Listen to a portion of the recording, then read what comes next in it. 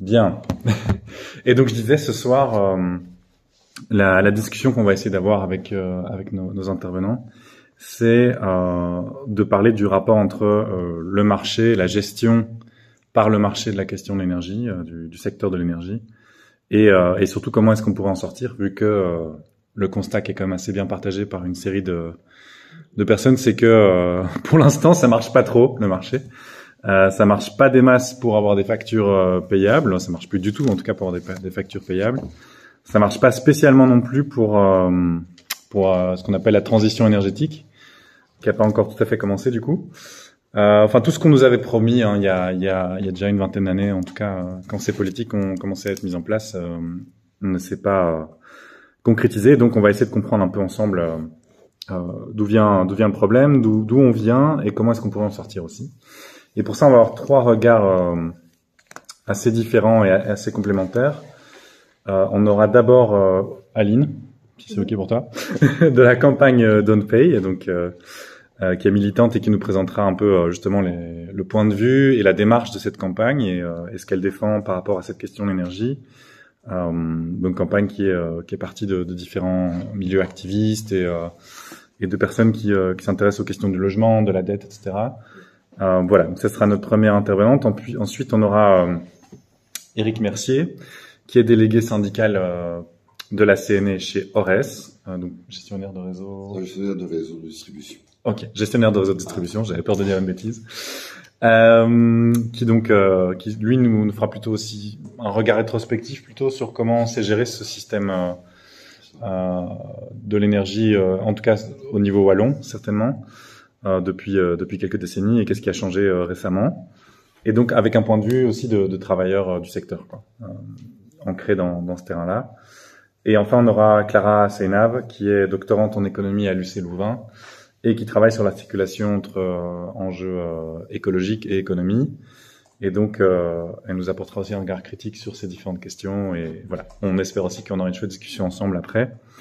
Donc voilà, les questions qu'on avait mis dans notre événement, c'est un peu ça qu'on a envie de discuter. C'est est-ce qu'on doit revendiquer entre guillemets simplement une nationalisation du secteur, une entreprise publique, ou une entreprise publique à côté de nombreuses entreprises privées? Est-ce que des coopératives, des initiatives locales font aussi partie des alternatives possibles? Et donc voilà. Et puis ensuite, une fois qu'on a regardé un peu les différentes alternatives qui existent, comment est-ce qu'on peut changer les rapports de force, et quelles alliances ou quel lien on peut tisser entre syndicalistes, militants, militantes de collectifs et associations de base, disons, et militantes et militants écologistes, voilà, et économistes critiques aussi. Donc voilà, c'est un peu ça aussi qui fera partie de la discussion par après. Voilà, donc je vous laisse à toutes et à tous entre 10 et 15 minutes, on va dire, idéalement, comme ça laisse assez de temps pour discuter ensemble après. Et donc, je donne d'abord la parole à Aline. Merci beaucoup. Alors, je vais peut-être, juste avant de commencer, dire quelques mots sur cette campagne Don't Pay pour laquelle je suis venue parler.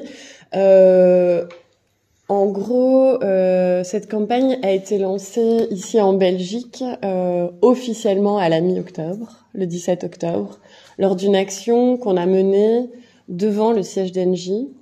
On a organisé une conférence de presse sur le trottoir devant chez Engie, avec peut-être la possibilité de rentrer, mais bon, finalement on a été accueillis par tellement de policiers que on n'est pas rentré.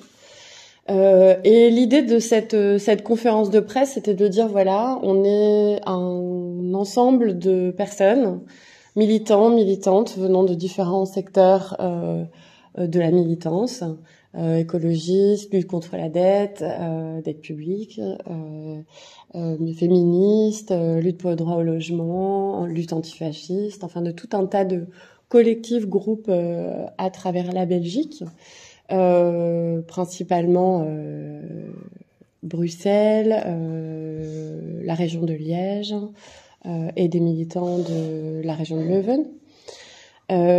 Et voilà, l'idée était vraiment d'affirmer que on ne souhaite plus, on ne veut plus continuer à payer pour enrichir des fournisseurs d'énergie privés mus par la maximisation du profit et qui vont reverser tout cet argent qu'on aura payer à leurs actionnaires. Donc l'idée de la campagne, c'était vraiment d'affirmer ça. C'est aussi d'affirmer la nécessité absolue de baisser les prix de l'énergie pour que l'énergie soit abordable pour la population, mais aussi d'atteindre une socialisation du secteur de l'énergie. Alors ça, ce sont les objectifs à long terme. La campagne s'est organisée avec le lancement d'un site internet don't-pay.be sur lequel on partage beaucoup d'informations et on espère de plus en plus d'informations, notamment des fiches informatives, puisque notre idée c'est d'abord d'organiser une forme d'autodéfense populaire sur le sujet de l'énergie, se défendre, s'organiser, se connaître, se rencontrer, pour comprendre ce qui nous arrive et pour essayer de s'organiser collectivement contre ce qu'on nous impose de payer. Donc il y a ce site avec un certain nombre d'outils, des fiches informatives qu'on essaye de développer et de diffuser pour qu'on connaisse nos droits, chacun et chacune. Et puis on y diffuse aussi des informations sur notre lecture de la situation économique, politique.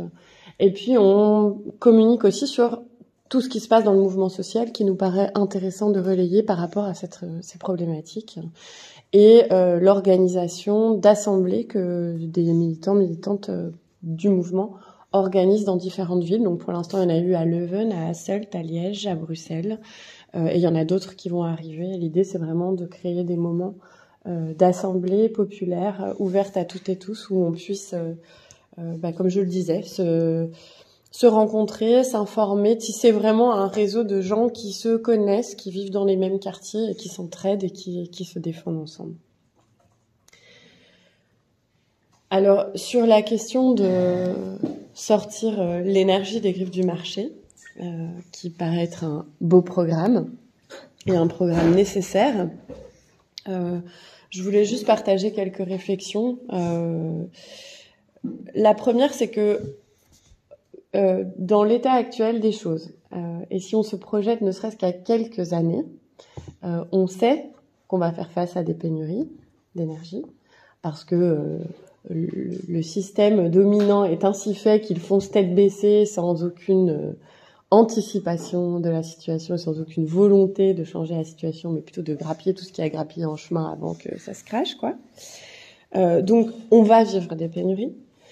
On doit vivre des changements dans nos usages, dans l'usage qu'on fait de l'énergie, dans des changements dans ce qu'on produit, la façon dont on le produit, etc.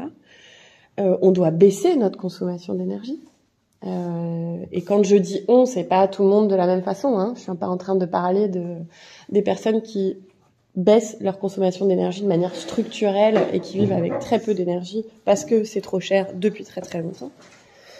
Je parle vraiment de ces endroits où ça consomme trop, les personnes très riches, les industries qui consomment trop, les productions qui servent à rien, les productions destructives, etc. Donc il va falloir qu'on baisse notre consommation et qu'on repense notre rapport à l'énergie de manière globale. Ça, c'est quelque chose qu'on sait, vu la situation sociale, vu la situation écologique. Voilà. Mais pour ce qui est de l'énergie, je vous apprends rien, je vais faire bref, mais on est dans un marché libéralisé où, à presque toutes les étapes, nous avons des acteurs privés qui sont régis par la logique de maximisation du profit, qui ont pour premier objectif de rémunérer leurs actionnaires, c'est eux qui le disent, et qui vont donc aller pomper tout ce qu'ils peuvent à toutes les étapes. Ces entreprises privées ont non seulement pour objectif la maximisation du profit. Alors vous avez vu, Engie, là, cette année, 6 mois, 5 milliards d'euros de profit. Ils ont jamais fait ça en 6 mois. Total Energy, 10 milliards en 6 mois. C'est des montants complètement délirants. Je vous ai amené juste un graphique qu'on avait fait et diffusé. Ça, c'est juste pour se rendre compte. Ça, c'est Engie. Et donc, vous voyez à gauche, la barre rouge, c'est les profits générés par l'entreprise. Donc, on était sur 1 milliard, une perte de 0,5 en 2020, parce que quand même, c'était le confinement. Puis après, ça a repris en 2021, ils ont fait 3,5 milliards. Et là, en 6 mois, 5 milliards. Et c'est pas fini, hein, ça continue. Donc on peut s'attendre à 10 milliards cette année. Et alors à droite, vous avez les dividendes qui ont été versés aux actionnaires. Et ce qui est très intéressant, c'est de voir que il y a plus de dividendes que de profits qui sont reversés aux actionnaires certaines années. Parce qu'en fait, ces entreprises, comme je vous le disais, ont pour objectif premier la maximisation, le versement et la rétribution de leurs actionnaires. Et donc, même les années où ça ne suffit pas, si la promesse, c'est de verser, comme c'est pour l'instant, 60 centimes par action à tous leurs actionnaires, eh bien, ils verseront 60 centimes par action à tous leurs actionnaires, quitte à aller chercher dans les réserves. C'est pour ça qu'en 2018-2019, ils ont payé 3 fois plus que leur profit en dividendes. Qu'en 2020, alors qu'ils faisaient des pertes, ils ont payé des dividendes. En 2021, ils ont payé un petit peu moins. Mais en 2022, on s'attend à ce qu'ils respectent leurs promesses, si on ne les contraint pas, qui est de verser 2/3 des profits à leurs actionnaires. Donc, ces entreprises privées pompent tout ce qu'elles peuvent en chemin. Elles distribuent aux actionnaires. Et puis, par ailleurs, elles nous enrobent tout ça dans un discours complètement... Enfin, je sais pas comment ils osent encore continuer à dire ça, mais vous comprenez, c'est normal que nous fassions des profits puisque nous devons réinvestir dans la transition. Nous avons besoin de ces profits pour investir dans l'assurance de la fourniture d'énergie. Enfin, regardez leur site internet, leur communication corporate, c'est hallucinant, quoi.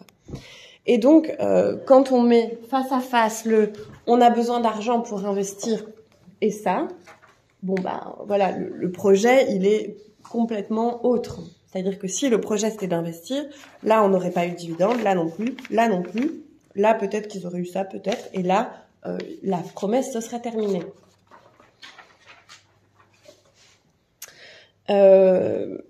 Par rapport à ce dans quoi on doit nécessairement se projeter vu la situation sociale, écologique, migratoire, on voit bien que la logique de ces entreprises qui maîtrisent le secteur de l'énergie, pas seulement en Belgique, à travers toute l'Europe, elle est à l'opposé de ce dont on a besoin.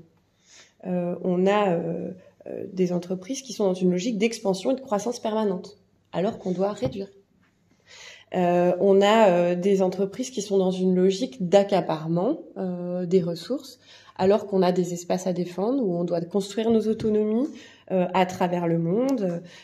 Voilà. Il y a une pression permanente aussi, pression permanente sur le travail, pression permanente sur les écosystèmes, qui est menée par la logique de concurrence dans laquelle sont ces acteurs. Donc c'est vraiment des logiques qui sont opposées par nature à une logique aux besoins sociaux et environnementaux de notre époque. Et donc, ce qu'on affirme avec On ne paiera pas, c'est qu'on ne veut pas payer pour ça. Si nos factures servent à tout ce que je viens de décrire, ben en fait, c'est pas OK.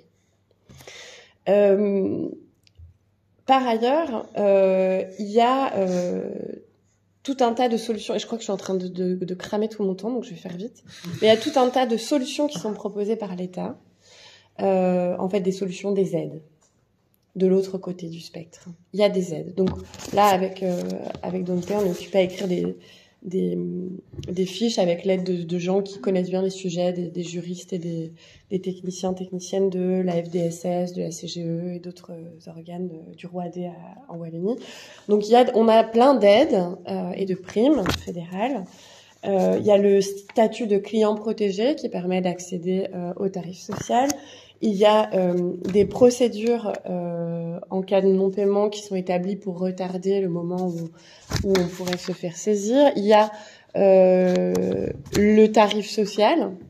Et tout ça, enfin peut-être que des personnes ici sauront les montants que ça coûte. On n'a pas encore de montant exact, mais tout cet argent-là, en fait, c'est de l'argent public qui est engagé, qui garantit les revenus des fournisseurs d'énergie au tarif de marché et qui vient gréver les budgets publics. Donc on sait très bien ce qui va suivre parce que c'est déjà là depuis la relance Covid, c'est des politiques d'austérité. Et là c'est la partie CADTM, mouvement anti-dette de notre mouvement, c'est pour ça non plus on n'est pas OK de payer en fait. En attendant, on n'a pas vraiment d'autres solutions au niveau de la population qui subit ces hausses de prix, c'est-à-dire, je pense qu'on doit être pas loin d'une majorité de la population, voire un peu plus. on n'a pas d'autre solution que d'utiliser ces aides, parce que sinon c'est trop la merde en fait, ça va pas. Mais en tout cas, payer cette facture différée, c'est pas ok non plus. Voilà. Donc, je vais juste terminer en disant une chose, c'est qu'effectivement, de ce fait, à part reprendre le contrôle sur l'appareil de production d'énergie, la distribution d'énergie, sortir les mécanismes de fixation de marché des logiques, les mécanismes de fixation des prix, pardon, des logiques de marché dans lesquelles elles sont, tout ça, c'est une nécessité absolue, c'est une évidence. La question, c'est comment on y arrive, à quoi on veut arriver, ça va être l'objet de la discussion, mais aussi comment on y arrive. Et là, c'est clair que, comme dit l'intello français, là, les capitalistes vont pas rendre les clés bien gentiment. Ça va pas se faire comme dans du beurre. Et donc, ça suppose de créer des alliances, c'est certain, des alliances sectorielles. Nous, ce qu'on essaie de faire à notre échelle, on commence déjà avec le mouvement pour le droit au logement, parce que c'est une évidence que il y a un lien entre l'énergie et le logement.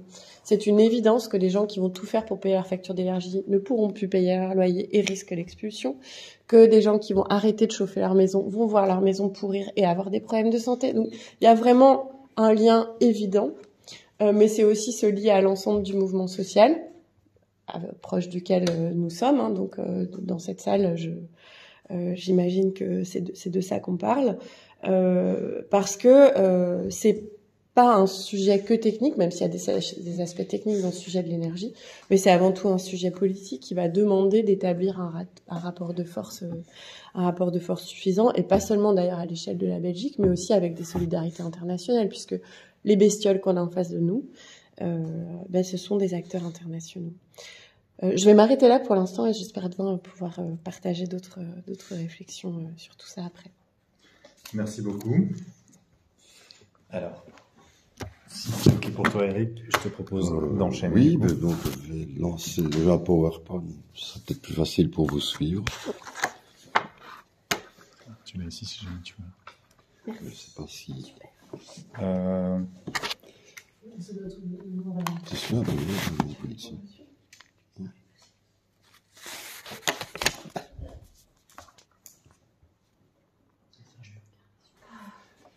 Eh bien, bonsoir à toutes et tous. Merci au CIEP et au MOC bruxellois de m'avoir convié à cette soirée. C'est sympa parce que c'est rare quand on fait appel à l'acteur de terrain de l'énergie. On n'a pas beaucoup de droit au chapitre. Nous ne sommes pas les décideurs, nous sommes des travailleurs du secteur. Alors, je me présente, ça fait de mon côté depuis 1986 que je travaille dans le secteur de l'énergie, électrique et gaz. J'y suis devenu délégué syndical en 1992, donc ça fait 30 ans le 1er novembre. Oui, et alors il se fait également que depuis quelques années, j'ai également le mandat de vice-président sectoriel au niveau de la CNE. Donc ce qui me permet de côtoyer certains patrons du secteur, des entreprises du secteur, que ce soit la production, la fourniture, et ainsi de suite. Et également d'autres collègues, mes collègues de Tihange, mes collègues d'Empiris, mes collègues d'NJ. Je le dis vite. Et il me semble, aujourd'hui, donc, on me demande de présenter par rapport à la situation des travailleurs. Si on veut définir le demain, je pense qu'il faut être conscient du présent, mais également aussi peut-être avoir connaissance d'où on vient. Et donc voilà ce que je vous propose. Je vais partir de la période des années 70 à 2006. Il y a une étape là. Après, ce sera 2007 jusqu'à nos jours, et après peut-être voir aussi comment le secteur vit avec les perspectives de la transition énergétique. Sans rentrer trop dans les détails, parce que je pense que a beaucoup plus d'éléments que moi. Eh bien, donc la période de 70 à 2006, je reviens donc à l'époque de mon engagement en 86. Je suis rentré chez Intercom. Moi, je ne sais pas si Intercom, ça vous dit encore quelque chose à quelqu'un, ou EBS ou UNERC. Non. Intercom, EBES et UNERC, je ne vais peut-être pas suivre tous mes mails. Ce sont des entreprises privées, sociétés anonymes, qui, en partenariat avec les communes sous forme d'intercommunales mixtes, travaillent ensemble pour les intérêts communaux, des intérêts de services publics. Donc c'est l'éclairage, c'est également aussi la délivrance de l'énergie, gaz et électricité au domicile des gens. Ça va jusque-là, je ne vais pas trop vite.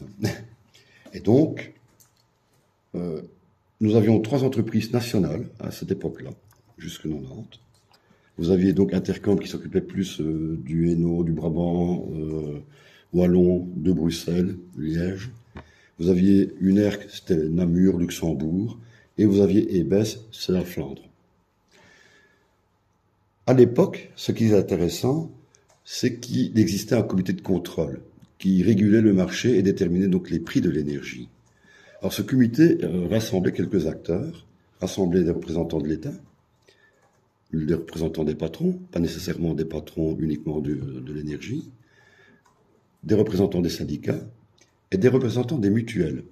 C'est un peu bizarre, mais au moins c'était donc ce groupe de 4 tendances qui réfléchissaient à la détermination des prix, et ce que je vous ai mis en gras, et les bénéfices étaient plafonnés, et c'était annuel. Donc il y avait vraiment une concertation. Et ce système a existé jusqu'à la libération du secteur en 2007 pour Bruxelles et la Wallonie, 2006 pour nos collègues flamands. Pourquoi je fais une étape en l'année 90, en 1990? Devant donc la construction du secteur énergétique au niveau européen, ces 3 sociétés privées se sont dit, tiens, tout compte fait, on sera plus fort si on se met ensemble. Et donc, ces sociétés ont fusionné et ont créé, ça vous connaissez certainement, Electrabel. Et donc, c'est aussi, quelque part, pour être plus concurrentiel par rapport aux pays, aux entreprises de nos pays environnants. Et donc, ça n'a pas eu, malheureusement, beaucoup de répercussions sur le prix de votre facture d'énergie. Les économies, ça a été dans le portefeuille des actionnaires, vous êtes en tout et tout, et ça a été aussi au détriment des travailleurs. Rien que par cette fusion de 3 entreprises, nous avons perdu 3 000 emplois sur 21 000. Nous sommes retrouvés à 18 000 travailleurs à l'époque. Alors, je fais une petite parenthèse. C'est un jeu de mots, c'est pas une petite parenthèse. En 2005, nous avons connu le rachat total des parts d'Electrabel par Suez Lyonnaise. Et donc, quelque part, ce rachat a été la perte du contrôle énergétique par la Belgique. Nous sommes devenus français. Et le pouvoir de décision et tout, c'est à Paris. Ce n'est plus à Bruxelles qu'on le prend, c'est à Paris. Et ce changement de commandement, je mets ça entre parenthèses parce que ça n'a pas fait beaucoup réagir le monde politique, malheureusement. C'est passé en stummeling, comme on dit ici, je pense. Et c'est un peu malheureux parce qu'il va y avoir des conséquences. Je refais un petit peu en arrière. Dans cette perspective, donc, ça se disait que Electrabel allait se faire racheter. Et c'était même à 2 doigts où ce sera l'inverse, où ce sera Electrabel qui rachète les Français. Ça a touché à quasiment rien. Mais donc, dès 2003, Electrabel se dit, tiens, il faut encore quand même que je reste encore plus concurrentiel par rapport à mes concurrents étrangers. Et pour ça, ils font diminuer ses coûts et peut-être augmenter le capital. Diminuer les coûts, souvent, c'est plus facile. Enfin, un des coûts, c'est la masse salariale. C'est un des facteurs de coûts sur lequel un patron agit peut-être plus facilement. Et nous avons 2 choses malheureuses pour le secteur de l'énergie en Belgique, gaz et électricité. C'est ce qu'ils ont appelé le plan Transform 2003, donc en 2003, et qui consiste à un dégrossissage des troupes en indiquant que des collègues deviennent obsolètes. On n'a plus besoin d'eux. Donc, plan départ naturel, à l'âge et tout. Et à côté de ça, c'était pas suffisant. On s'est dit, non, compte fait, les salaires sont trop élevés dans le secteur. Donc nous allons créer des nouvelles conditions, des nouveaux statuts, des nouvelles conditions de travail. Ça a été 8 mois de grève, d'action et tout. En interne, donc on n'a pas fait beaucoup parler enfin, on en a parlé à l'époque, mais on n'a pas fait de coupure de courant, d'alimentation et tout. C'était par exemple plutôt obliger les cadres à aller à la manœuvre dans les centrales et tout ça. Et malheureusement, au bout de 8 mois, il y a une organisation syndicale qui a signé des accords qui étaient sur la table. J'ai mon permanent qui rigole, mais bon, ils sont plus là maintenant. Là, oui, mais ça, je ne peux pas le dire, je le dirai après, hors micro. Mais donc, il se fait que depuis lors, on essaie de rattraper le coup. Mais ça a produit que pour un même boulot, un ancien statut, quelques mois, pouvait gagner 30% de plus que mon jeune collègue qui venait de rentrer pour le même boulot. Donc, bonjour l'ambiance, hein, ça a créé... Bon, les nouveaux étaient contents d'être engagés, ils avaient du job, mais quand ils se sont aperçus que tout compte fait, il y avait des différences salariales assez conséquentes, c'était un jeu. Donc, on essaie de rattraper le coup depuis 2003. Enfin, voilà, c'était de la parenthèse, mais je pense que je me devais de vous le dire. Où ça a joué quelque part.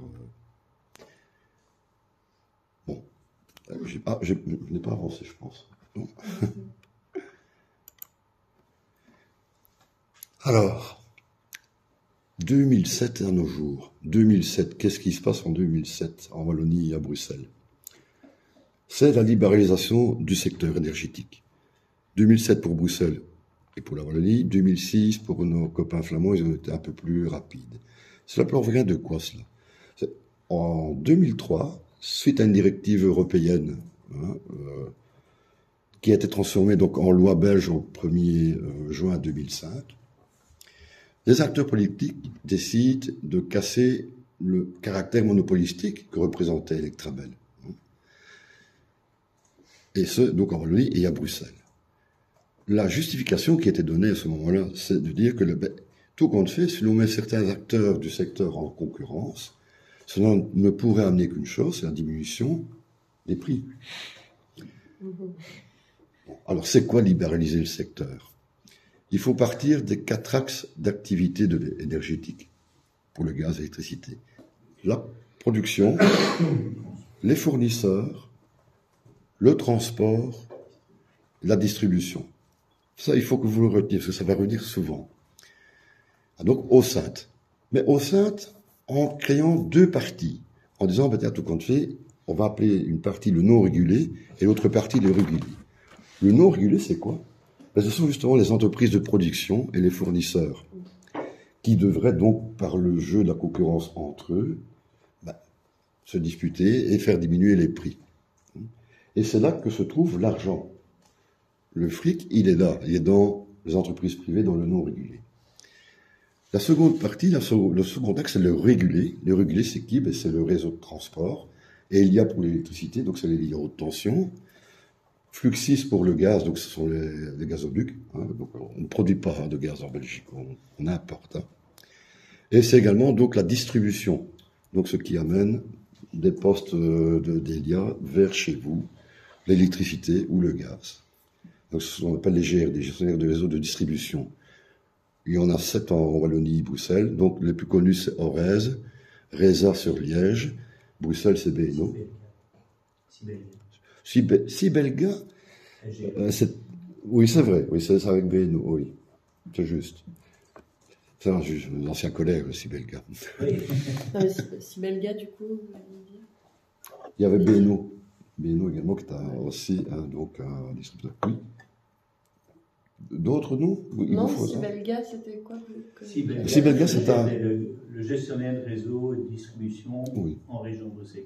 Oui, gaz. C'est une intercommunale. Voilà, c'est l'intercommunal, c'est pas vraiment le distributeur. C'est compliqué, hein. Donc il y a l'aspect communal et l'aspect privé. Et donc on a créé des sociétés coopératives, des intercommunales existent toujours et tout. C'est pas évident. Et donc, comme je vous disais, le non régulé, c'est ce qui n'est pas soumis au contrôle direct de l'État, ce que l'État a abandonné son pouvoir de regard quelque part. Et c'était le deal de la libération, quoi.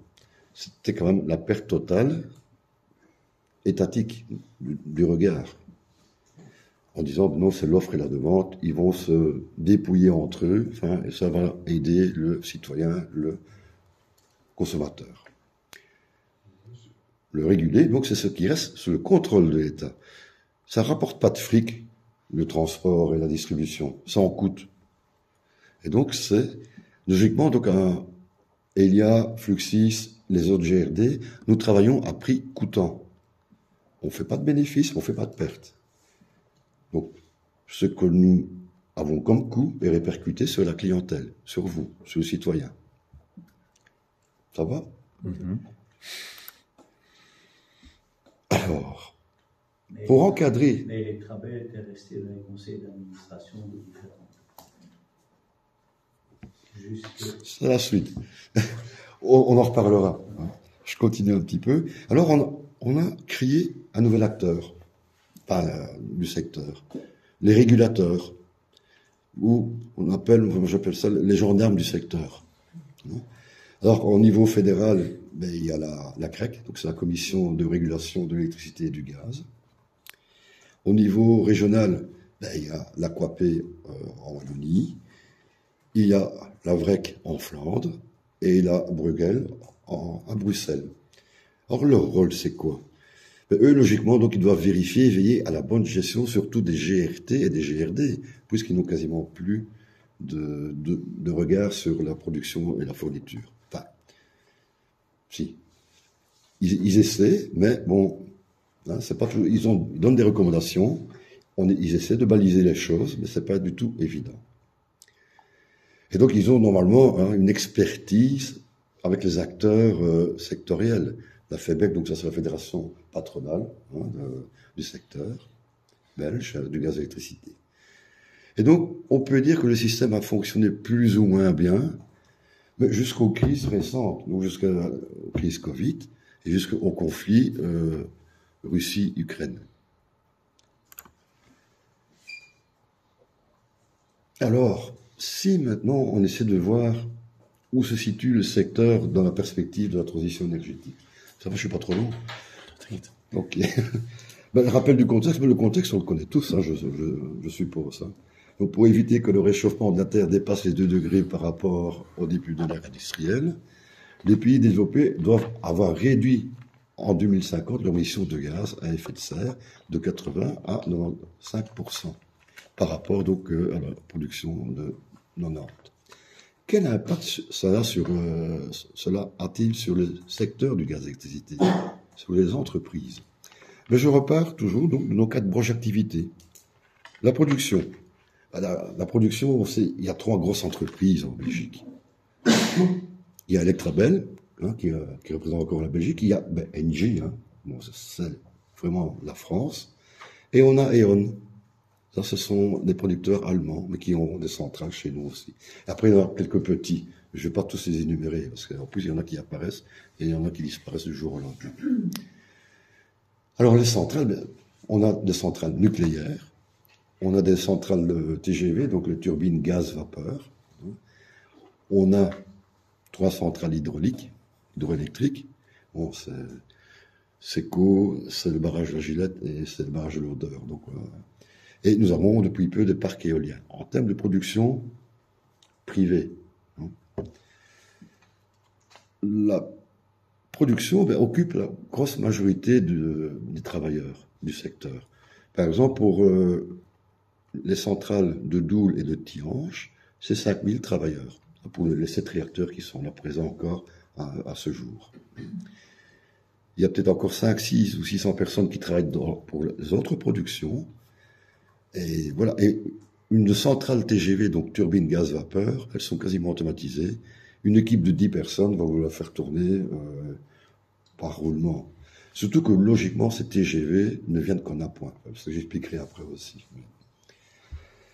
Alors, les perspectives actuellement dans le secteur, notamment pour mes collègues du nucléaire. Vous savez, donc on a 7 réacteurs. 4 à Doul, 3 à Tihange. le gouvernement d'Irupo a décidé de prolonger de 10 ans la durée de certaines de nos centrales. De Tihange 1, tout au moins. En contrepartie, donc, d'une hausse de la rente nucléaire, mais ça, peut-être que ma collègue expliquera peut-être ce que c'est. Et donc, très récemment, nous avons eu le gouverneur Michel, qui lui aussi a décidé de prolonger la vie de centrales, notamment de Doul, c'est Doul 1 et Doul 2. J'ai mis Doul 7, ça fait beaucoup, ça. Et donc, les nouvelles tractations sont encore en cours, actuellement aussi, entre gouvernement, entre NJ, entre savoir si on maintient, si on ferme, si on détruit. Et mes collègues sont dans le questionnement. Bon, qui va rester? Qui va continuer à travailler dans le secteur? Quelle centrale nucléaire va rester ouverte? Qui va s'occuper de la démembrer? Allons-nous avoir encore de l'approvisionnement en uranium? Ça non plus, on ne produit pas d'uranium en Belgique. Allez, conclusion alors. Non, d'accord. Donc, enfin voilà, ce sont des questionnements de mes collègues au niveau production, c'est surtout chez mes collègues du nucléaire. Bon, il y a le développement des alternatives, mais c'est pas encore tellement ça. Les fournisseurs, logiquement, il n'y a aucun souci pour eux. Ils continuent à fournir l'électricité ou le gaz qu'ils achètent aux producteurs ou à Fluxis, et ils passent les contrats de clientèle avec vous. Bon, si ce n'est que c'est houleux depuis quelque temps, vu la hausse des prix. Et il y a une petite bête qui est venue se mettre encore en plus dans la machine. On appelle ça la plateforme Atrias. La plateforme Atrias, c'est une base de données commune aux gestionnaires de réseau et aux fournisseurs, qui normalement donc doit rassembler toutes les données clientèle. Par exemple, vous allez déménager, hop, ok, ça doit se voir dans cette plateforme. Mais ça fait 5 ans qu'elle est lancée, ça fait 1 an qu'elle est opérationnelle, elle bug. Parce que chaque producteur ou chaque même fournisseur n'ont pas des systèmes informatiques compatibles. Et donc c'est pour ça que certains d'entre vous se disent, tiens, logiquement ma facture de régule, je la reçois en février, je suis en octobre, j'ai toujours rien reçu. Mais parce que les relevés des compteurs, de comptage ne sont pas arrivés aux fournisseurs. C'est un foutoir monstre. NJ, par exemple, travaille avec un call center, Enalo. Ils engagent du personnel actuellement en CDD ou en intérimaire, parce que il y a une telle demande, tellement d'appels, que ça devient ingérable. Quelqu'un qui travaille au call center Enalo pour NJ, il doit répondre à 110 appels par jour, avec un temps maximum de 3 minutes. Comment voulez-vous que le client soit satisfait ou qu'on puisse recevoir toutes les réponses aux questions qui se posent? C'est l'abattoir, un call center. On a la même chose chez Orez, c'est Connexio, et ces personnes ne sont même pas reprises dans notre commission paritaire 326, donc ne touchent même pas le même salaire pour un travail très ingrat. Enfin voilà, je me dépêche. La distribution, les enjeux de la transition énergétique pour la distribution, donc pour les gestionnaires de réseau de distribution.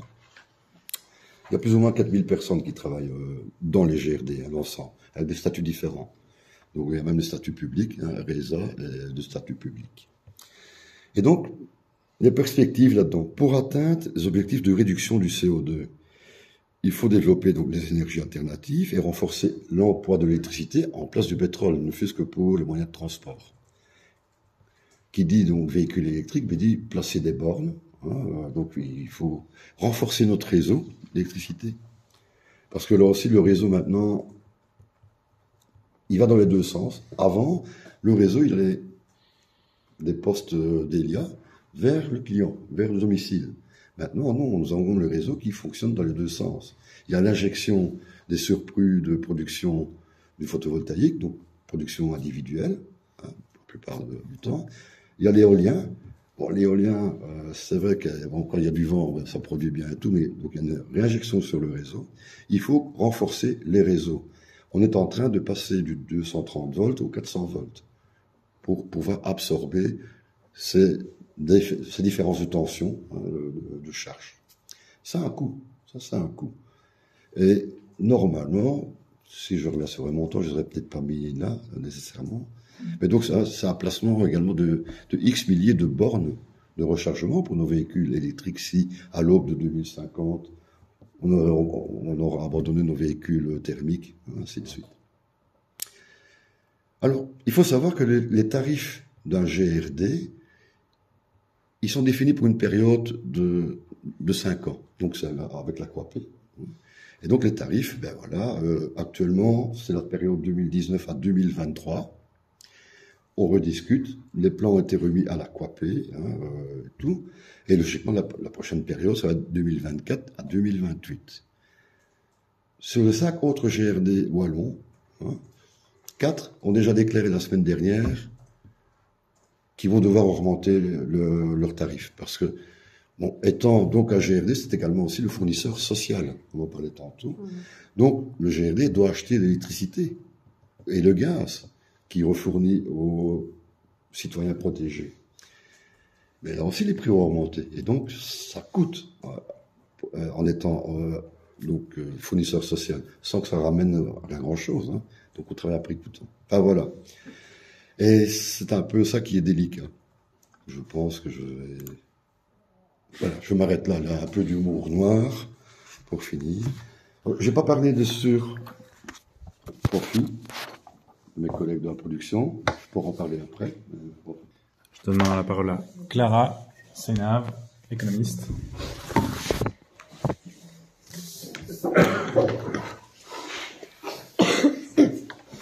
Bonsoir à tous et tous. Et merci déjà pour vos interventions très intéressantes. Il y a déjà beaucoup d'éléments qui ont été mentionnés, donc ça me facilitera la tâche.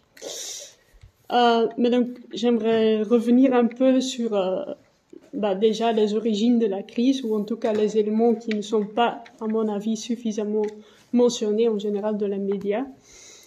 Et puis après, en profiter pour rebondir plus sur le lien général, je dirais, entre la crise sociale et la crise écologique, pour ensuite finir avec quelques réflexions sur des alternatives possibles.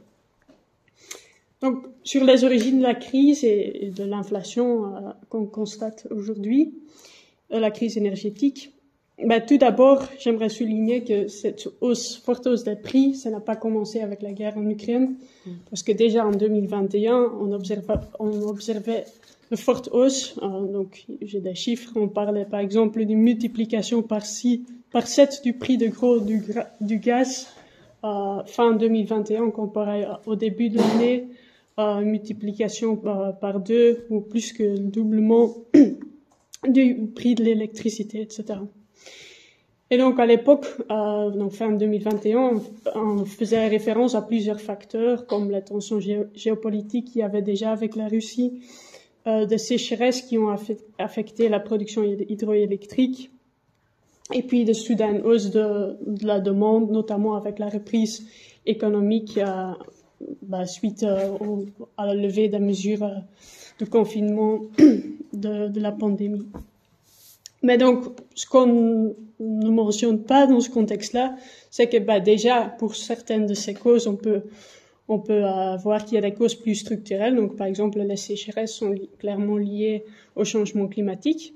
Mais à part cela, donc ces fluctuations de demande et d'offres en soi n'expliquent pas pourquoi ça mènerait à une hausse durable des prix.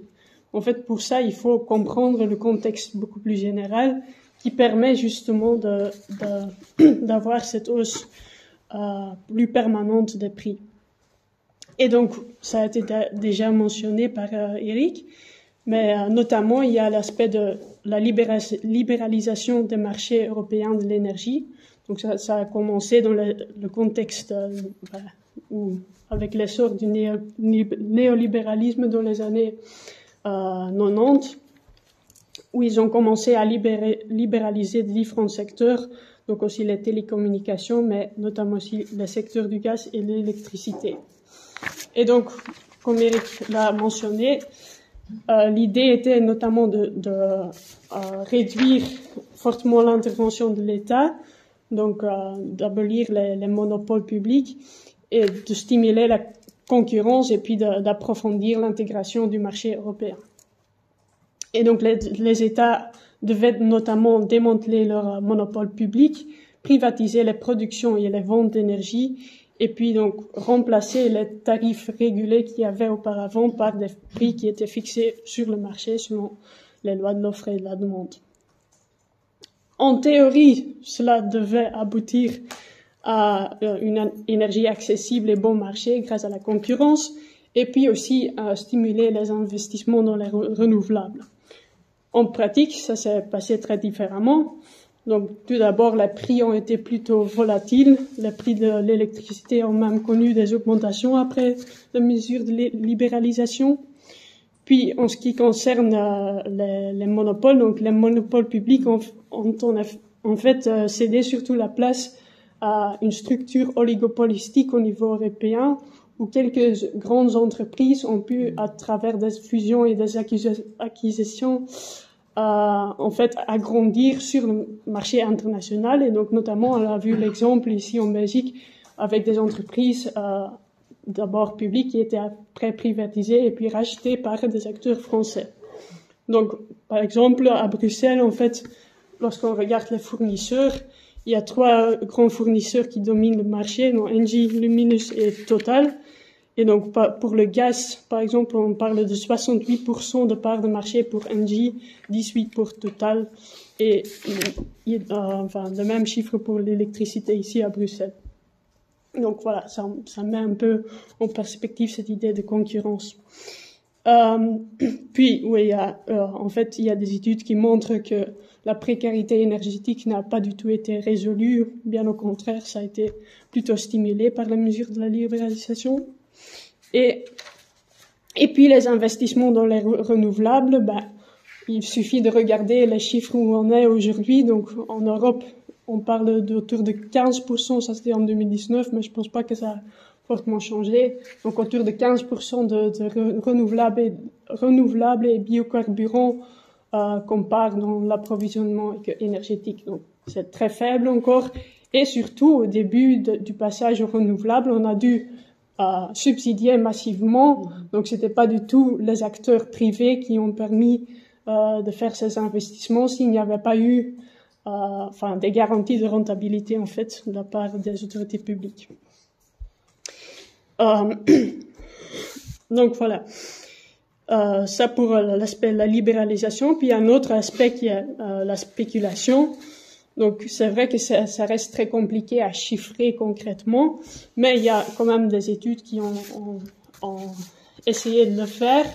Et surtout, en fait, il y a une manière facile de voir qu'il y a des phénomènes de spéculation, c'est que il y a toujours des effets d'annonce. Par exemple, si il y a une annonce de réduction des importations de gaz de Russie en Europe, déjà l'annonce en soi a un effet déjà sur les prix, alors qu'il n'y a eu encore aucun rationnement concret. Du coup, ça montre qu'en fait, il y a des acheteurs qui vont anticipativement commencer à acheter pour profiter de la hausse des prix auxquels ils s'attendent. Et donc, du coup, c'est en fait un effet auto-réalisateur. Merci.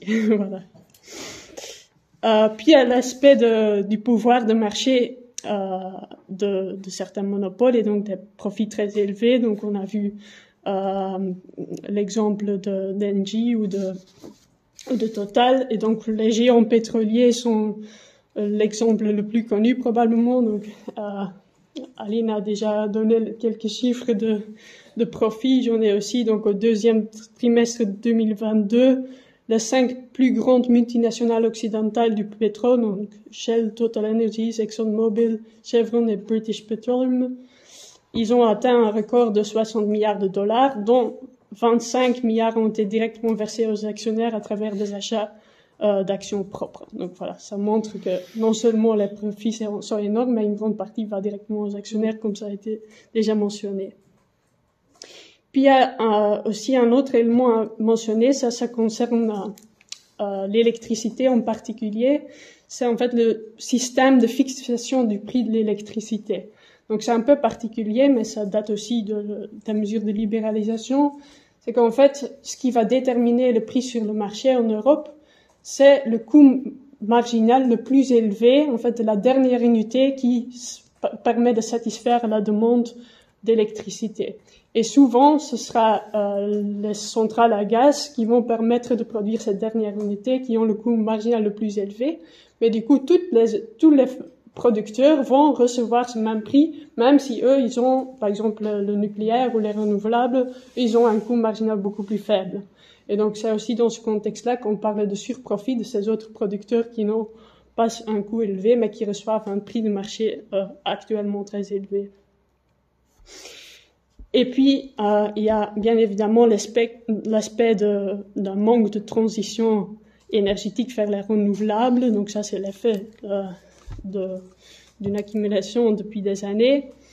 Et donc, ce qui fait qu'actuellement, on reste très dépendant vers les énergies fossiles, et donc entre autres aussi les énergies fossiles importées, donc en tout cas au niveau européen. Et voilà, aussi en lien avec ça, je dirais il y a des mesures de marché, soi-disant mises en place pour s'attaquer à la crise climatique, mais qui entraînent en réalité souvent des effets antisociaux et qui ne sont d'ailleurs pas suffisants au niveau écologique. Donc un exemple concret, c'est le système des quotas d'émission. Donc en fait, c'est où on a créé un marché de droits d'émission où les entreprises plus polluantes doivent acheter des titres qui leur permettent de polluer, en fait.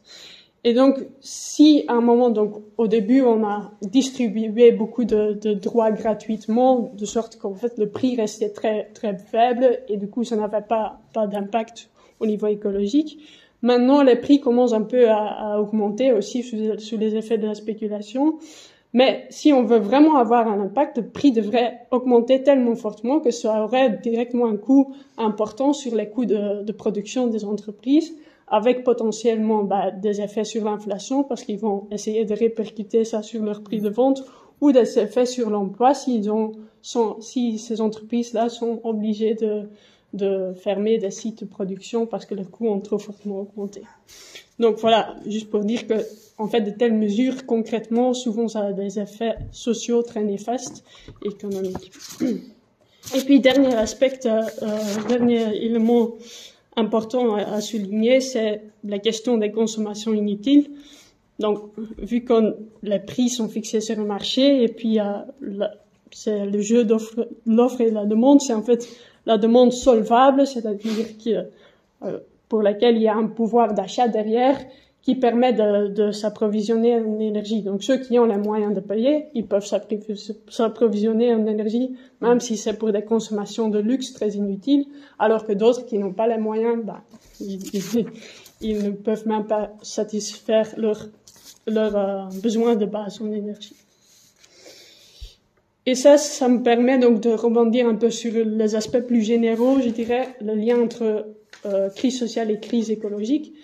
Donc, on a vu les liens, les origines écologiques de la crise énergétique, mais en fait, je pense que c'est juste une illustration parmi d'autres, parce qu'on peut s'attendre à beaucoup de crises qui vont venir, qui sont liées directement ou indirectement aux problèmes écologiques. Donc, pour vous donner quelques exemples, d'abord, il y a les effets directs du réchauffement climatique, notamment en termes de catastrophes climatiques. On a vu les inondations en Belgique aussi, mais aussi des effets plus indirects sur les prix et les conditions de production.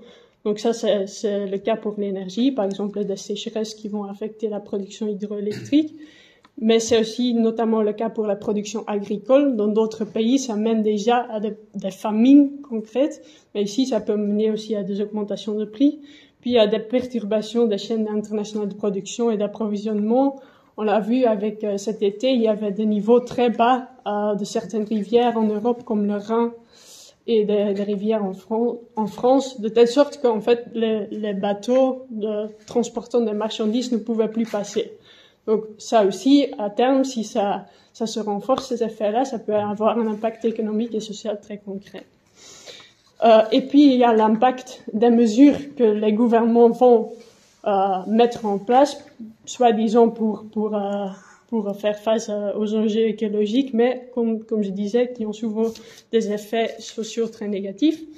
J'avais déjà mentionné le système des quotas d'émissions. Il y a d'autres exemples, donc le passage aux voitures électriques, en fait, c'est loin d'être sûr. On a déjà vu des contraintes techniques, mais aussi en termes sociaux, c'est qui va pouvoir se le permettre d'abord de les acheter. Puis on bannit des vieilles voitures diesel dans les grandes villes, alors qu'on accepte les grands SUV qui consomment énormément. Voilà. Et au fur et à mesure que la pression va augmenter pour mettre en place des régulations, on peut s'attendre à plus de mesures comme ça qui restent en fait dans la logique du marché et qui ne résolvent rien non plus en termes écologiques. Et c'est notamment pour ces raisons-là, je pense qu'il est essentiel de mettre en avant des revendications de politiques alternatives qui sont à la fois écologiques et sociales, parce qu'on ne peut pas résoudre la crise sociale et économique sans mener une lutte effective contre le changement climatique et inversement. Donc, justement, pour finir avec quelle alternative, je pense pas que je dois vous dire que les mesures qui ont été prises, malgré leur coût budgétaire, comme ça a été mentionné, sont loin d'être suffisants pour résoudre la crise sociale. Et d'ailleurs vont dans un sens opposé à la transition énergétique dont on aurait besoin, parce qu'on retourne plus.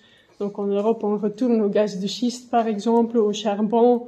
Ici en Belgique, on continue avec le gaz et on prolonge les centrales nucléaires. Donc voilà, ça va pas du tout dans le bon sens.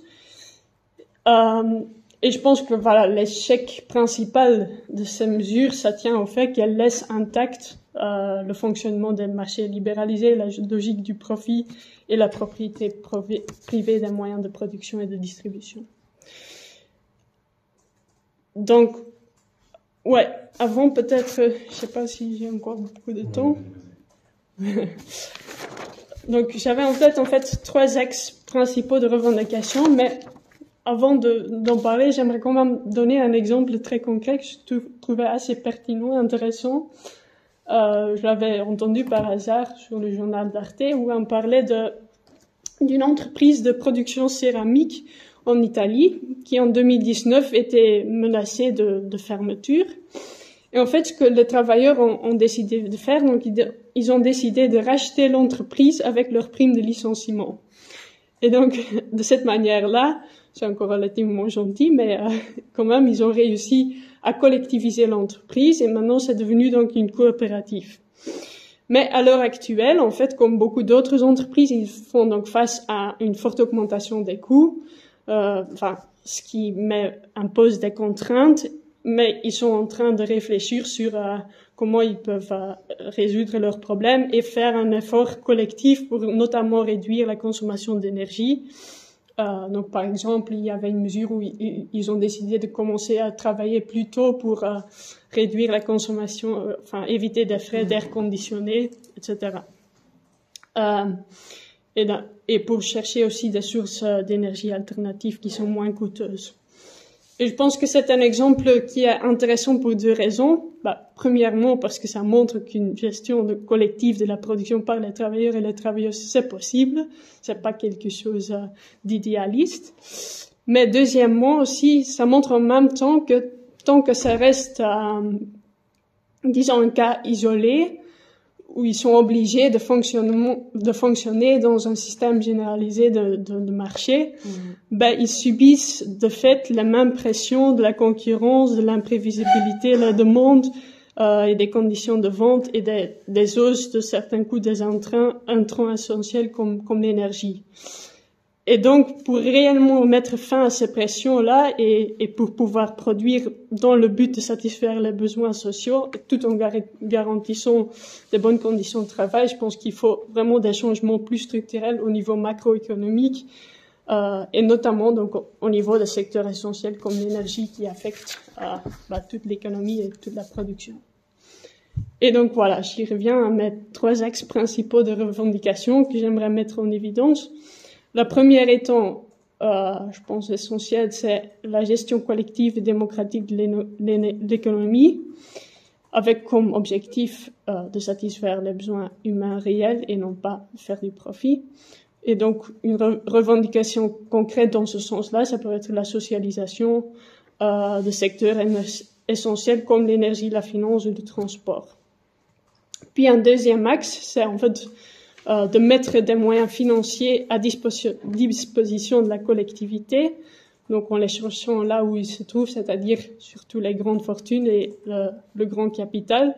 On peut penser dans ce contexte à des revendications comme un impôt substantiel sur les grandes fortunes, la suppression des multiples cadeaux qu'on a donnés au patronat et un audit de la dette. Donc en fait, aller plus loin que juste parler des surprofits parce que ça doit être, je pense, des réformes beaucoup plus structurelles que ça. Et voilà, ces deux actes déjà, donc les moyens de contrôle et de financement, je pense que c'est indispensable, notamment pour pouvoir réaliser des mesures concrètes et urgentes pour faire face à la fois à la crise sociale et la crise écologique.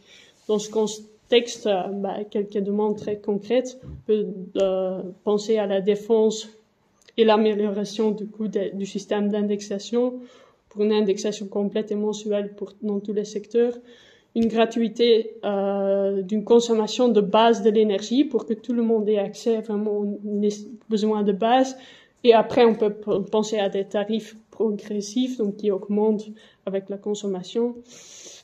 La gratuité des transports publics, les investissements massifs qui sont nécessaires dans les énergies renouvelables, dans les transports publics, dans l'isolation, etc. Et puis refinancer les secteurs publics essentiels comme l'éducation, la santé. En même temps, s'attaquer aux productions et consommations de luxe, mais ceci tout en garantissant aussi l'emploi. Et là, on peut, je pense, notamment penser de manière globale une revendication très simple, mais très concrète et je pense très effective, c'est justement la réduction collective du temps de travail avec maintien des salaires. Enfin, ça reste, je pense, une réponse très logique aux menaces de perte d'emploi, etc. Et en fait, on manque pas de charge de travail, on manque du temps libre. Donc voilà, ça met... Et en même temps aussi, pour les secteurs qui sont menacés de fermeture, aussi par nécessité pour la transition écologique, il faut avoir une garantie de maintien de revenus et une reconversion. Le mieux serait sous contrôle des travailleurs et des travailleuses. Et puis, pour finir, un dernier axe, je pense, de revendication qui est important, ça a été déjà mentionné aussi, la solidarité internationale, c'est-à-dire refuser, en fait, l'argument de, oui, il faut défendre la compétitivité des entreprises belges sous la menace de fermeture et de délocalisation. En fait, c'est tout à fait une fausse solidarité parce qu'on a vu plein d'exemples où ils ont fermé alors qu'on a fait beaucoup de concessions en termes de salaire, de conditions de travail. Et donc, la vraie solidarité, selon moi, c'est une solidarité de classe au niveau international. Donc voilà, je vais finir avec ça. Merci.